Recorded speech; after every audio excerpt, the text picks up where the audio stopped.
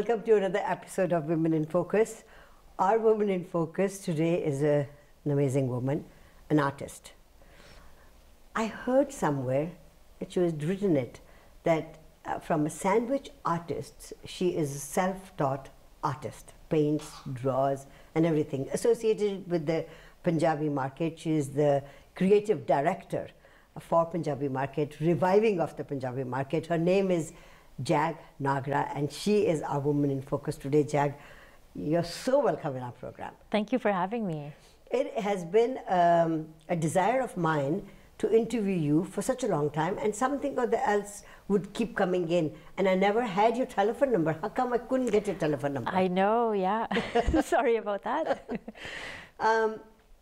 Sandwich maker to a artist. Please explain that to me. A sandwich artist, you said, yes. Not sandwich maker. Anybody can be a sandwich maker, but a sandwich artist must be different.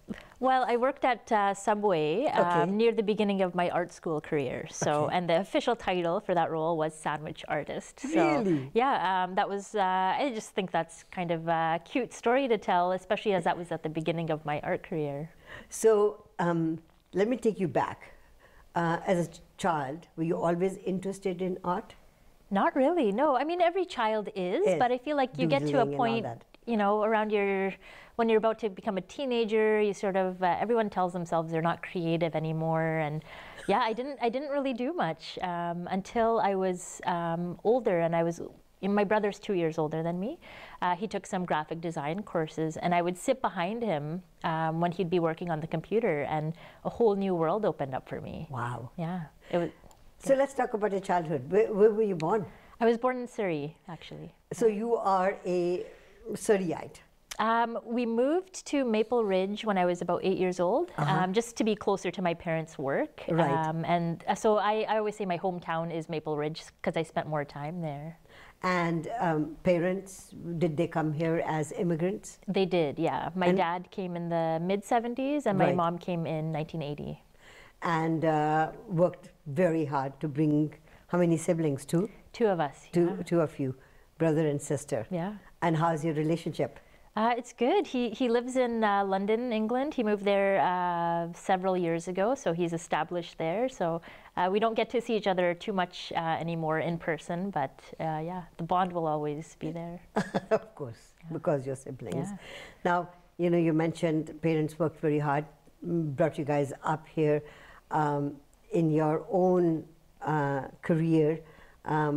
As a child, what did you always want to do? Is there, like whatever you're doing right now, was that an inkling in your childhood? Not really. I remember when we would do career day and those kind of things, I always thought I would be a teacher, just because I wanted to have summers off, and I was like, they don't have to work for 4 months of the year. And then I remember a teacher kind of scolded me. She's like, that's not true. No. You know, we don't stop working at 2:30 and have the whole evening off. That's right. But yeah, I think it was just the older I got, the more I realized art and design is all around us when we're not even thinking about it. And that was really fascinating to me. Your role with the Punjabi market, can you explain that to me? Because Punjabi market, I was telling Chris and Osa, and they said, is Punjabi market still there? Yes, of course it's still there, right? And so what are you guys trying to do, revive it? Yeah, well, as you know, in the 80s and 90s, that was when Punjabi market was thriving, right? Yes. Everybody went there for, you know, gold jewelry, for bridal wear, for spices. And since then, like the last, I'd say 15, 20 years, there hasn't been a lot of investment in the area. No. People, like you just said, ask, is that still there? It is. But we're a collective of volunteers who came together to make sure the history doesn't get lost. Because, you know, South Vancouver was a place where a lot of Indian settlers came. That's right. There's so much history. And if we lose that to gentrification, to development, you know, that would be a big shame. So we're trying to revive it from an arts and cultural standpoint. We're not trying to bring it back to what it was, because times are different. Yes. The needs are different now. So we're just trying to make sure that the history is preserved, and how do we look ahead to the next 50 years? You know, as an artist and as a volunteer, you have to have a very thick skin and continue doing the work, because everybody doesn't join you and help you out. So this is a project of passion, really, in your case, right? I mean, I've seen all the other volunteers. They want to do this because there is a beautiful memory that is attached to it. Is the community doing enough?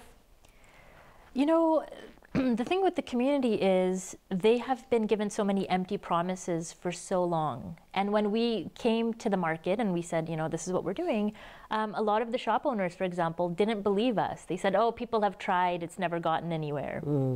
So I can't blame them. You know, there's been so many years of no attention being paid. So that was a struggle. Getting different levels of government on board has been a struggle. But like you said, we're passionate about it. And last year, I kind of felt like I was ready to move on from the work. I had given it everything I had. Yes. And I would get emotional every time we had a board meeting. I would turn off the camera because I was crying. And I realized I wasn't ready to move on. There's still so much work that needs to be done. So, right. Yeah. That market needed to have people who were forward thinking. I think you guys, the children of the people who were associated with the market or went to the market, are the ones who are going to carry the torch, because the big wigs, and I will not take the names, I can, because I have proof of that, they did not care about the market. They only cared about money. How much money they can make and how much they can take money from other people. And I think that's where the different levels of government did not even pay any attention to them, because they did not come across as honest people who wanted to do something for the community, unlike the Chinese community. Right. You know, anyway, that's my rant. It'll have to stay for another day. I want to talk to you about your work within the community and you as a proponent of LGBTQ community. Many people don't know about that, and I'd like to talk about that, if that is okay. Of course, yeah. Jag Nagra is our Woman in Focus today. Don't go away. We'll be right back.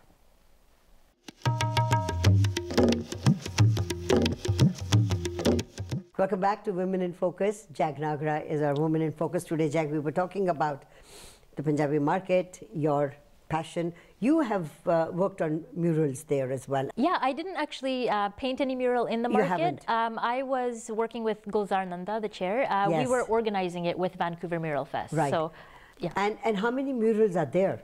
There's 4 murals we worked on last summer, and this summer we're going to bring back 2, hopefully 3 murals with more artists.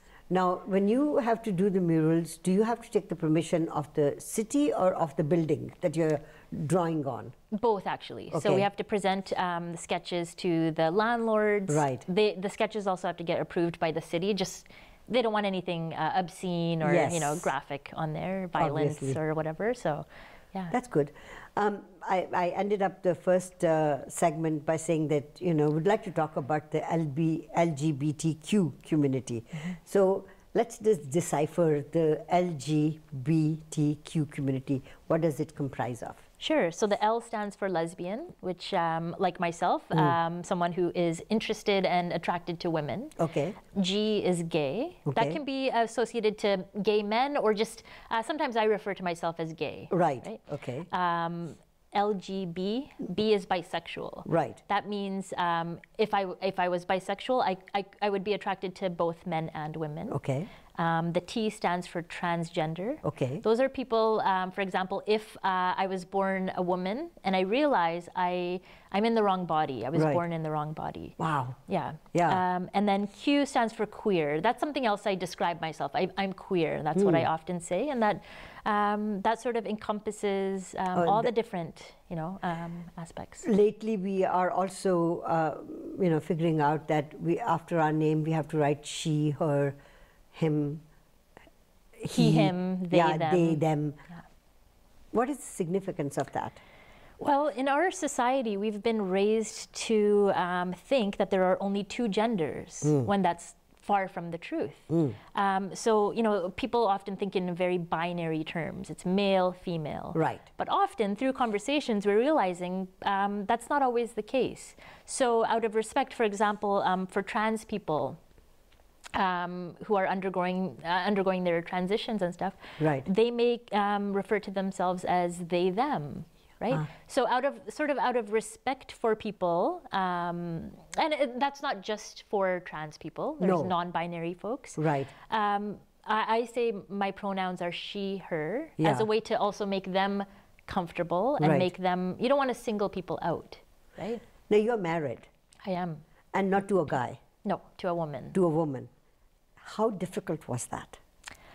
Marrying her was not difficult. So coming out and coming to terms with my sexuality, that was difficult. How old were you when you did that? First, you have to come out to yourself before you come out to anybody else. That was probably in my early 20s is when I started realizing what it all meant. And then in my mid-20s...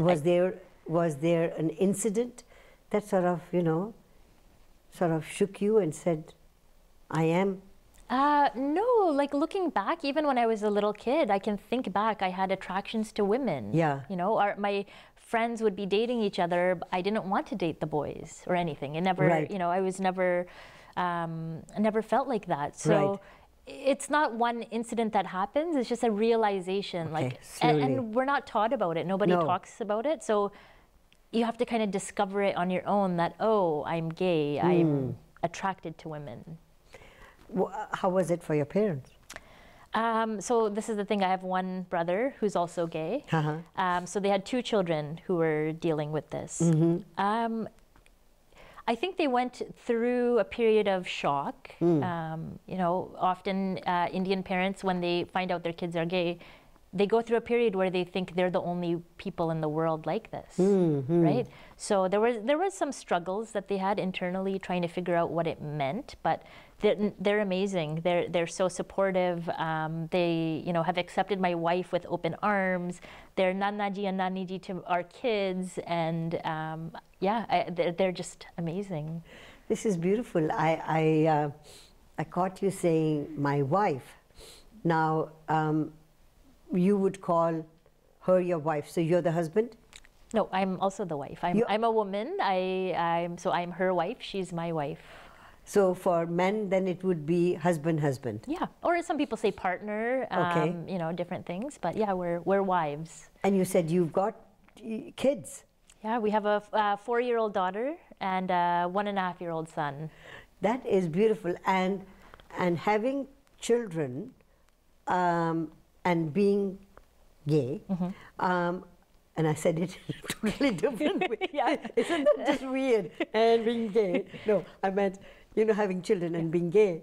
How difficult was it? I mean, because it's your wife who had the children, not you. She carried the kids. She carried the kids. And so what was your contribution in the making of the child? Yeah, well, you know, without me in the relationship, she wouldn't have had kids. She wouldn't have just been a single woman having kids. This was a decision we made together. Right. You know, we've been together 10 years now, and about 4 or 5 years into it, we were like, okay, we're ready to start a family. Every decision was made together. The process of finding a sperm donor was made together, right? So they're biologically her children because she carried them. It's her egg, but often I don't think of them as any less than I feel like they're my biological children as well. Yeah. Wow. That's a totally different world from the way I probably was brought up, or people who are watching our show can think about it. So the way you're talking about it, it's just amazing. I'm going to go a little bit more into it, if you don't mind. Of course. Let's take a very short commercial break. And if I embarrass you in any way, please stop me right away. I'm an open book. Jag Nagra, who's the open book, is our Woman in Focus today. Don't go away, we'll be right back.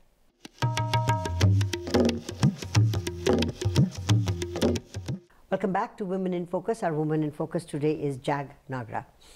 Now, Jag, we were talking about the bringing up of children. So, when you, in the world, mom and dad and kids, so when your kids grow up and go to school, they will be saying, I have 2 moms. Yeah. Yeah. And do you feel that other kids or people would behave differently with them?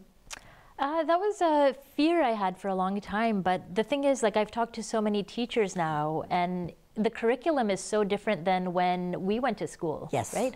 They're learning from, even in kindergarten, what it means to be gay, what it means to be trans. And it's surprising in a great way that they're much more open-minded than we are. I remember a while back, my wife said, she was walking past a park, I think. Maybe I might be remembering the story wrong, but someone said, like, to another kid, "You have two moms? That's so cool." Right? We're not giving kids enough credit. Right, so, right. Yeah. Beautiful. I mean, I think if you are comfortable in your own skin, everything else is fine. Yeah. But if you're not comfortable, you know, and you have to do something that you fear that others will probably have different opinion of you, then you are not going to move forward, right? Exactly. And I often think of, like, my parents, when they tell their relatives or family members that I'm gay and they have grandchildren, they're coming to their relatives happily. Yes. But if they had come to them and said, "Can you try to fix my daughter?" Right. That's how they're going to receive feedback. Ah. But because my parents are so proud, Yes. like, no one has come up to me and said, "You're doing something wrong," or Right. "Why are you doing this to your parents?" You know, people ask how my wife and kids are all the time, and that's beautiful. For gay couples, Yeah. whether they are men or women, having children is such a ordeal, isn't it? I mean, for me, looking at them, I would feel it would be a huge disadvantage because you have to look at other options to be able to, you know, have children. Yeah, but even straight couples have fertility issues, for Yes. example. It's not only gay people that are getting sperm donors or Right. going through IVF Yes. or, you know, all these different ways of having children. So some straight couples adopt. That's a many year-long process as well. So, yeah. Adoption brings me to a little bit of an issue that came up within the community. A radio station host Yes. talked about women just discarding their children without looking at their faces, forgetting that you cannot give up your child for adoption without, you know, government agencies being involved in it and so on and so forth. And you took that up, and so proud of you to do that. Thank you. I couldn't take it up because I'm in opposition of that radio station, so it would look like, oh, I have an axe to grind. Right. But I thought that was, it sort of touched a naked wire in you, didn't it? It did, and I just happened to be waiting to go on air on the phone as a guest, and if I hadn't been waiting online, I wouldn't have heard him say that. Yes. And yeah, I just had to speak up. It was just too wrong on so many levels that I Right. couldn't just sit quietly with that. You know, gender bias, and that statement of his was also gender bias. Yeah. And I felt that, you know, I was so proud of my community to get together, the women group who all got together to demand an apology from him. That Yeah. was really fantastic, and I give credit to you for that. Thank you. Has he apologized on air in Punjabi yet? No, it's not. Are you expecting that? I don't know what I'm expecting, honestly. I don't know. The way they've handled it has been so poorly done that I can't even imagine how they would handle this. Let's go back to gender parity and gender bias. The South Asian community is blamed for being gender biased, right? I mean, I remember in the 80s and 90s, we used to take the community, you know, and point out people who would go to Blaine to get feticide done because they had a female child in their womb, right? That, in a way, still goes on. Yeah. You know, and it's not just the South Asian community. Many communities prefer to have boys as their children. Yeah. Yet when you look at the bringing up of older people, and looking after them, it's the daughters who look after Yeah. them. Everybody says that. Yeah. Yeah. And yet we want boys? Yeah. Exactly. Exactly. So something wrong with the picture. I think it's sort of ingrained in people. This is what they've learned through, you know, their parents and their grandparents, and that sort of they end up adopting these values, right? But I think the more we talk about it, the more we raise issues. That's how we teach people, you know. right from wrong, you could say. Right. You know, Jag, I've been thinking a lot. I've been here for about 50 years now, and I look at the community, and I think that when the community was smaller, we were able to discuss so many things with the community. But as the community is becoming larger and bigger, it sort of is getting out of hand for so many things. Do you sometimes feel that? That's a good question. I just feel like everybody comes with their own preconceptions. Everybody comes from different upbringings. So everyone has a different opinion or voice. And yeah, I don't think it's a bad thing that, you know, but it makes it, I think, sometimes difficult to progress in the way that you hope people or society would. When the community is smaller, you know, you're able to collect everybody and say, okay, let's move forward. Right. But when it's spread out like that, with a fragmented community, I feel that there's so many things that we could do that we are not able to do, you know.